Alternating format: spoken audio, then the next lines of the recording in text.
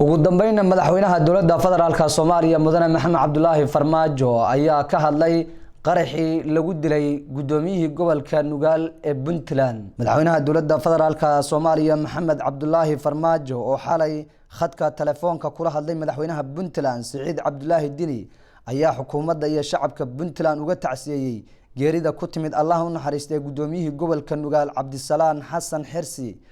oo u geeriyooday qarax fiidnimadii xalay lagula eegtay afaafka hore ee saldhigga caasimadda Garowe.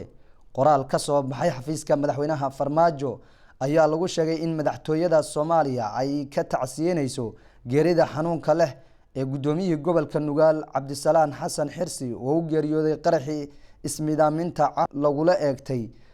saldhigga magaalada Garowe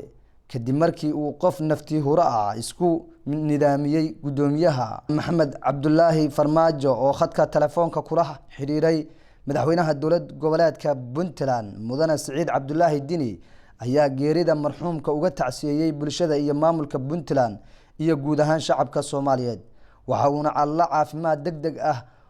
u weydiiyay dhammaan dadkii ku waxyeeloobay qaraxa arxan darrada ahaa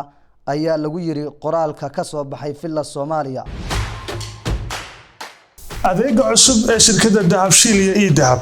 casriyeynta hanaanka cusub ee xawilaadda Dahabshiil. haddaba macmil adeegan cusub ee casriga ahi waxa uu ku sahlayaa in adigoo jooga gurigaaga ama goobtaada shaqo aad lacag ugu xawishid asxaabtaada iyo ehelkaaga jooga daafaha dunida.